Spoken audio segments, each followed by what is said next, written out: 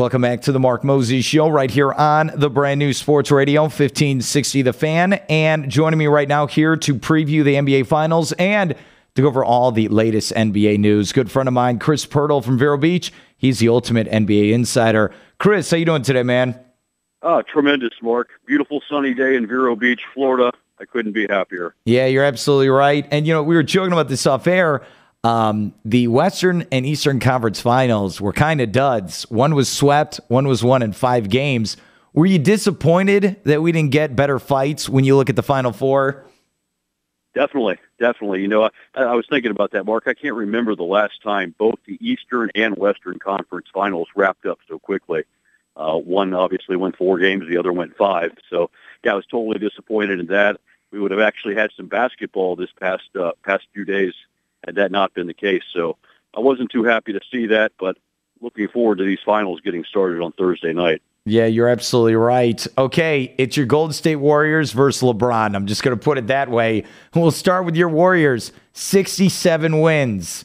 1 seed gets to the finals. They got a chance for the first time in, decades to actually win an NBA championship. As a Warriors guy, how excited are you for your team to be here at the NBA Finals? Oh, this is real exciting. Mark, it's the first time since 1975 that the Warriors have been in the finals. First time since the 70s that they even made it out of the second round. Ooh. So I'm extremely excited. I also got to give you credit, Mark.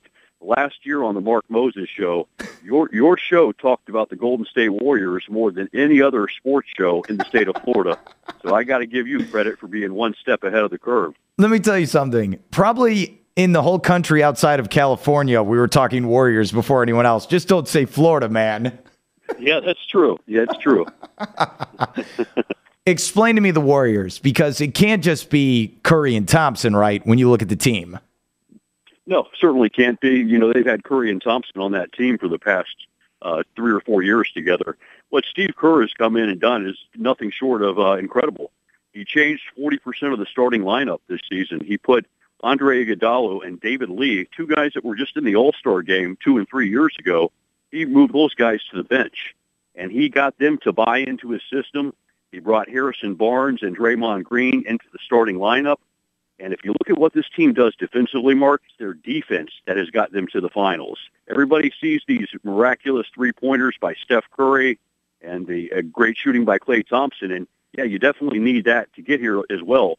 But you've got to play defense. And when you've got a first-team all-defensive player like Draymond Green, Andrew Bogut is an excellent defender, Klay Thompson is an excellent defender, it's easy to see why the Warriors are where they are right now. What's the difference? You kind of said it there for a second, but what's the difference between Mark Jackson and Steve Kerr? Because they're winning games with Jackson, but what has Kerr done that's got him over the hump? I think Kerr has installed a defensive philosophy that probably wasn't there while Coach Jackson was in town. Steph Curry blossomed under Mark Jackson, but he's gotten even better now under Steve Kerr. So I think the defensive philosophy that Kerr has brought to town, he's worked for some great coaches. Phil Jackson, he won championships with as a player. He won championships under Greg Popovich. So I think Steve Kerr learned a lot under those guys. And once he had a chance to get his own coaching job, he's installed a defensive philosophy that has this team on the verge of winning a championship. So I think that, and also the tough decisions about moving Iguodala and David Lee to the bench, those are extremely tough decisions.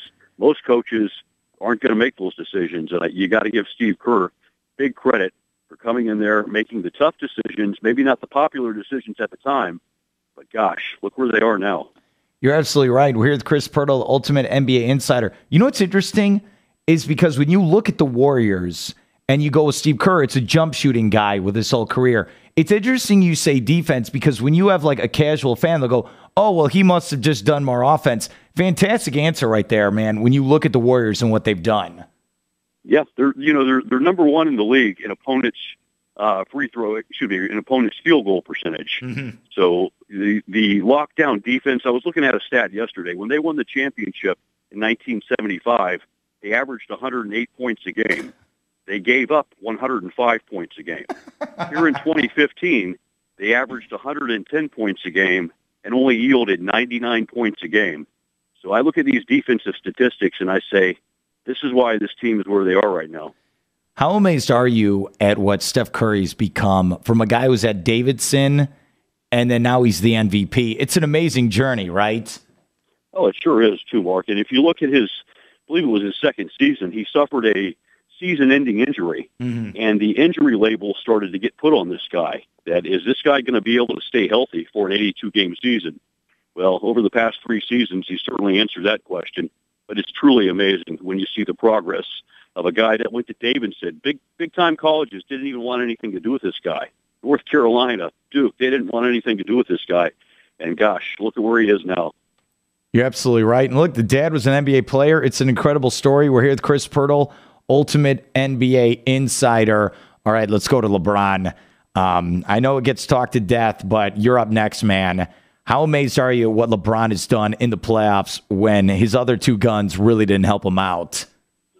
Yeah, if you would have told me that Kyrie Irving and Kevin Love weren't going to be available for the Eastern Conference Finals, and yet the Cleveland Cavaliers would still sweep their opponent, I would have told you there's no way that's going to happen. And it just happened. So you have to give big-time credit to LeBron James and the supporting cast they brought in to help him out. They bought into the system. Anytime you get a player doing 37 points, 18 rebounds, and 13 assists, which is what James had in Game 3 of that Eastern Conference Finals, that's nothing short of spectacular. We'd probably be lucky to ever see that again in our lives watching NBA basketball. So it's something special to watch. I will say this, though, Mark, getting your team out of the Eastern Conference these days, the past few years, that hasn't been that great of accomplishment when you look at the teams in the Eastern Conference. So now he's going to really get a test when he goes out to California and plays these Warriors, and we'll see how it happens, how it works out. It's an unbelievable story. He keeps winning games, and it's 5 straight NBA Finals for this man. Okay, let's go over the matchups here. Are you just going all Warriors, or do you feel like, okay, LeBron and the Cavaliers got a chance here? I think they have a chance. I like the way this sets up in terms of the scheduling. The first 2 games are in Oakland, and you've got to believe the Cavs could go out there and steal one of these games. As much as I like the Warriors, I think the Cavs can go out there and steal one of these first 2 games. So they've definitely got a chance to win this series. Anytime you've got LeBron James on your team, you've got a chance to win the series. But I will say this, too. The Warriors, they've only lost 2 games on the road in the playoffs this year. So even if they lose one of these first 2 in Oakland, don't be surprised if they go to Cleveland and at least win on the road there. Well, how big of an X factor is Kyrie Irving in this series? Because, look, like you said, wasn't there for the conference finals, but how big do the Cavaliers need him to step up and be an all-star point guard? Oh, gosh, if they could get 20 points a game out of Kyrie Irving, that might just be enough to win the NBA championship in this particular matchup. One thing I heard Kyrie's statements the other day that it would take something miraculous for him to be 100% in the finals. So when I hear that from him, I kind of say, gosh, he doesn't sound too confident about what he's going to be able to do out there. Unless they're going to surprise the Warriors, that doesn't sound good for the Cavs. So Kyrie Irving makes a huge difference. And if they can get him to live up to 90% of his potential, they've got an excellent chance of winning this. We're here with Chris Pirtle, Ultimate NBA Insider. Thursday night, Game 1 from the Warriors Stadium. It'll be Golden State and Cleveland for the NBA title. I want to get your thoughts on some news and notes here. Scott Skiles, new coach of the Magic. Did you like this hire for Orlando? Well, I've got to be honest, Mark. I didn't like the hire. I know Scott Skiles was a tremendous point guard for the Magic back in the late 80s, maybe even into the early 90s. But the reality of the situation is this. He's been a coach in this league for roughly 13 years, 5 years in Milwaukee, 5 in Chicago, 3 in Phoenix. He's only had 1 season where his teams went above 50 wins in a season. So I just think that when you're going to fire a young coach like Jacques Vaughn after 2.5 years, you really need to come in and bring in a big-name coach. We've got some good young talent in Orlando, and I just don't know if Scott Skiles is going to be the one that's going to get this team to the promised land. I certainly hope I'm wrong. I love this team. I love the talent we have in Orlando, but I just don't know if Scott Skiles is the man to get this team into the second and third round of the playoffs. Who do you like in the draft, though, for the Magic with the 5th pick? Do you think they need guard, forward, big man? Which way are you going? Well, I'm going to stick with what I've thought. I think they need a small forward. And off the top of my head, I can't think of who's available at small forward in the draft. But I would go after a small forward. If I can't get LeBron James to come here as a free agent, then I'm going after a small forward in the draft. Yeah, a lot of people like Winslow from Duke, but I don't know. I could see the Knicks taking him at 5. Would you like Cauley Stein if he was available at 5 and you just go super big with the Magic? Yeah, I would. If you can get a defensive presence, whether it's Cauley Stein or Winslow, to go with the offensive power that we have on this team, I would find somebody that's more suited to play defense, give you the hustle points. So, yeah, Cauley Stein wouldn't be a bad pick either. Did you like Hoiberg to the Bulls as the new man to help the Bulls try to beat LeBron finally? I think it remains to be seen. Do I like it? No, because you're firing a guy like Tom Thibodeau, a guy that is very capable of getting your team to the finals if you have the parts in place. You know, if you look at this last run by the Bulls when they were beaten by the Cavs in round 2, they didn't have Pau Gasol for at least 2 of those games. And to try to blame that on Thibodeau, I thought was pretty harsh. And if you are going to fire somebody like Tom Thibodeau, I would think you would need to hire a big-name coach to replace him. And I just don't know if Fred Hoiberg is that man. We've seen, Mark, we've seen many college coaches try to come to the NBA game, and it really hasn't worked out for them. Now, I know lately guys like Brad Stevens and others are making that look like, hey, maybe these college coaches will work out. But until they do, I wouldn't be taking my chances with a team that's almost built to go to the finals like the Bulls are right now with one of these college coaches. So obviously, it remains to be seen what's going to happen. But off the top of my head, no, I don't like the hire. And then finally, Dwayne Wade, where does he play 1 year from now? What do you got? You could say whatever you want because it won't matter. It's going to be a crazy scenario anyway. Who do you like exactly? Well, I think Dwayne Wade's going to stay in Miami. I don't think Dwayne's not, he's no dummy. South Florida is not a bad place to be, especially when you're playing a game that is 6 months in the wintertime. So he knows that. Next year, he's got a player option. He can opt in and make $16 million a year, or $16 million for next year, and then he'd be a free agent after that. I don't think he wants that, and I don't think the Heat want to pay him $16 million next year. What I think is they're going to renegotiate this offseason. They'll opt out of that contract, and I can see the Heat signing him for something like 4 years for $50 million because he's not going to make $50 million anywhere else in this league. And also, Miami really doesn't want to lose that guy.